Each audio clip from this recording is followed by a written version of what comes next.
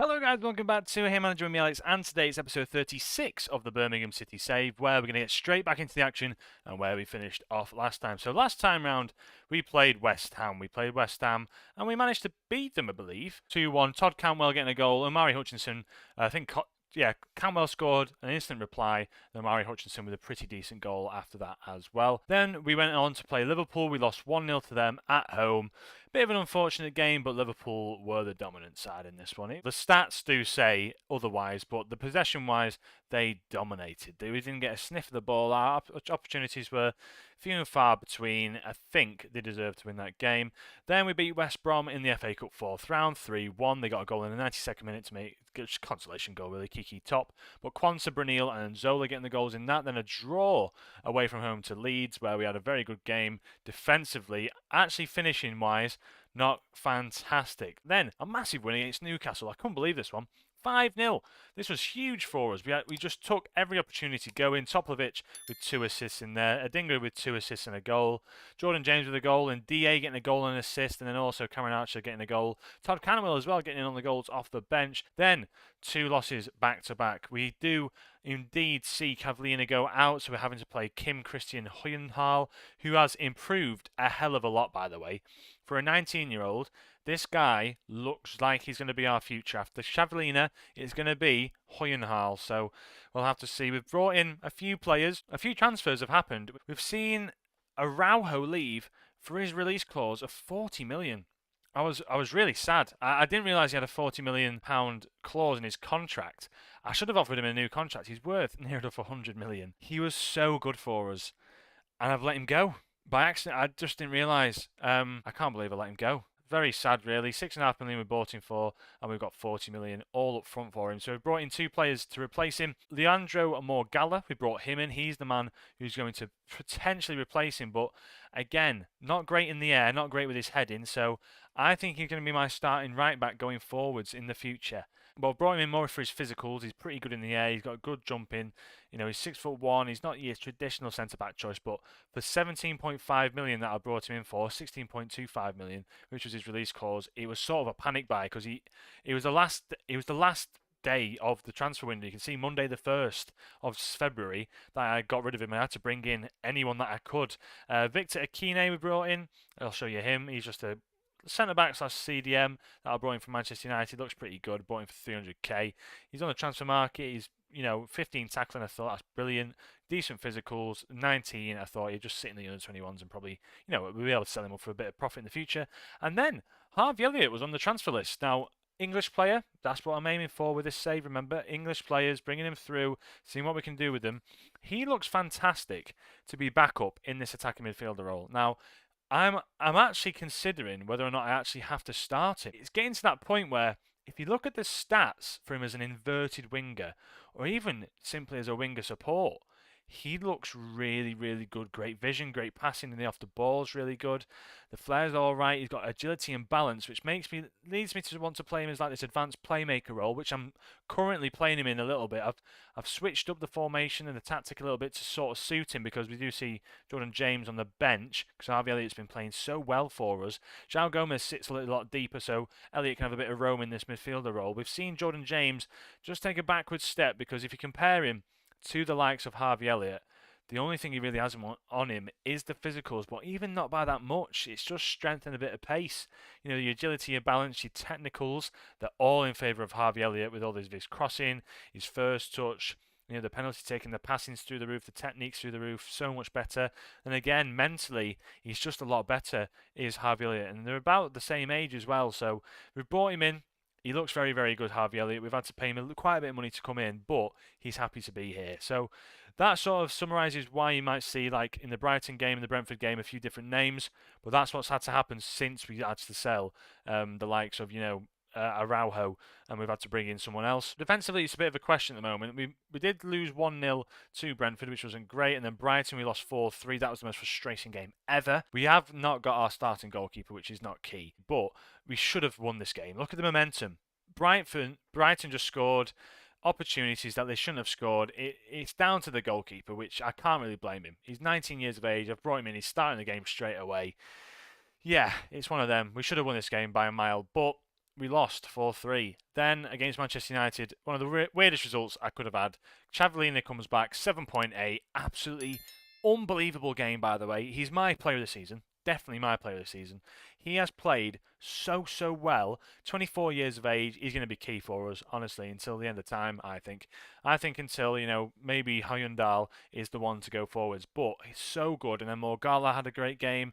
Walker Peters had a great game. João Gomez had a great game. And then the three players off the bench, Harvey Elliott, McAtee, Hutchinson, all getting goals, contributing as well. Quansah getting an assist. João Gomez getting an assist. The three lads off the bench, Harvey Elliott, McAtee and Hutchinson, honestly, brilliant sort of display in the second half. Cameron Archer getting a goal just before we see Harvey Elliott, Hutchinson and McAtee all come on and get goals. We had such, no possession, but the momentum was all in our favour. You can see there, 2.78 expected XG. It's not all about possession. And you can see here, Mason Mount had a shocking game. Basili they're playing, Varane they're playing, Luke Shaw's getting older, Alessandro Martinez in this DM role, which he doesn't really suit that well. You see Garnacho, Lambord having a bad game. It's just a strange side that Manchester United put out, especially with the position they're in at the moment. There's no Rashford out there. There was no Højlund. I think they've picked up quite a few injuries. Just a strange side. So, yeah, we'll have to see how we play. And then Sheffield United would be in the FA Cup 5th round, 5-1. And DA and Zula getting a brace in that one. Quansah getting a goal, and then Stefan Brunel coming back from his injury getting a goal straight away, which puts us into the quarterfinals, by the way. Probably my next game that I'll bring you, Blackburn or Chelsea to play in that one. But today, I thought we'd play Tottenham. I was going to bring you a United game, but then I brought Tottenham to you because if you look in the league, we're 4th. Now, only 4 points separate us and 7th. City have a game in hand as well, so we could see 4 teams being within 1 point of being 4th. We see, Chelsea, Arsenal, Liverpool, they've run away with it. They're absolutely miles ahead, especially Chelsea and Arsenal, who are battling it out for first. Liverpool have a game in hand, so they could be 4 points away from first. But we're battling for European football. I can't believe it. If you look at, our home record, we've been very good. We've been solid. Only 3 losses. They were to Brighton, Liverpool and West Ham, all by 1 goal. And then if you look at our home away record, we've actually been really good away from home this year, surprisingly. Only 6 games we lost. Liverpool, Newcastle United, Chelsea, and then by 1 goal to Brentford and Forest. So defensively, we're pretty sound, which is why I'm so sad that we've lost Araujo. I do like the fact that we've got more Gala. I just don't think he's going to be that next option. He's always going to be that next option. Ethan Laird, I prefer him because he goes forward, he gets the attacking presence, he's good at his crossing, but Morgala, I can just see him being a backup. I don't see him being a starter. I know he's worth quite a lot of money, which we brought him on the cheap, so we can get rid of him, but he's got to be my first backup because Quansah's going to have to come in and fill that role, that strong ball-playing defender. We see he's passing. He's improved in every sort of facet as well. You look at his decisions, composure, anticipation. Everything is pretty much along the same lines as Araujo, but he's just not as good. Could be, and I'm hoping he will be. I'm hoping he shines now. This is his time. This is him and where he's going to be. So I think Quansah we're going to stick with. I think he suits that cover role. Let's get into this game. We're against Tottenham. We're not going to go attacking. We're going to go balanced in this one. In fact, I might just go cautious because I know that they are pretty good on the break. This is how we line up. We've got Chavellini in net, Laird, Quansah and DA and Walker Peters. Todd Cantwell on the right with João Gomez. Harvey Elliott coming into the side because he's been in great form. Hutchinson keeps his position on the left-hand side, pushes Adingra out for the time being. Then we've got Topovic in behind the striker as a shadow striker now because he's been getting the goals. He's been getting a bit creative in behind the striker. If you put him in that shadow striker role, he's got the physical presence, he's got the composure, he's got the anticipation in the off the ball. He likes to get forward. The long shots are great. The technique's brilliant. I think he suits it a bit better. So yeah, that's how we're going to line up. We're going to get into the game with Tottenham. Let's go. It's a lot of talking there, but I hope I can actually bring you quite a few highlights from this game. I'll try and cut it down as best as I can because I know I've got a tendency to waffle on. Let's see how we fare against Tottenham now. Tottenham, as we can see here, going on to the analysis, we are neck and neck with Tottenham, and this is the game to sort of keep us within touching distance of this European football dream that we're living at the moment. At the moment, we've got pretty decent goal scoring record. It's not quite Manchester City, it's not quite Arsenal or Chelsea, but on par with Liverpool and Tottenham, I'll take that. I'll happily take that. So I think we could try and, really push for it now, where a result here, I think a draw here, or potentially a little sneaky win, if we manage to just hit them on the counter, keep the ball, you know, play it through, play our own pace, really. I reckon we'll be able to get something out of this game, and then all of a sudden, it's in our favour. We've got, a game in hand on Tottenham. This is a massive 6-pointer for us as we're playing it out towards our goalkeeper. We're going to play it back to Quansah, I think, or João Gomez. Break the lines. Here we go. That's a poor ball forward by Harvey Elliott. And now Sarr's coming forward. Sarr's going to have an opportunity, and he puts it in the back of the net. Takes Chavlina by surprise. Poor goalkeeping there, actually. It was Elliott who gave away the ball with an awful pass forward. But that's not great. I can't see us coming back into this as well because they sit a bit deeper and they just... Yeah, Tottenham are surprising we've conceded like that, to be honest. Chavlin is normally a bit better. But, yeah, we'll see how the game carries on because we're having a decent game up until that point. But hopefully we can try and get another goal out of this. I might go balanced, to be honest, and just encourage the lads to get a bit further forward. We had a great transfer window. The depth and, the way we've managed the side to bring in the depth to really bolster our side. We've just seen, there we go, Toplovic sweeps up and sort of sorts it out for us there. Quansah now, can we get this ball out of the midfield? The midfield is cramped at the moment. Rowe pokes it past his man. Don't take him down. João Gomez is taking him down. And Tottenham are all over us at this point in time. What is going on? We need to...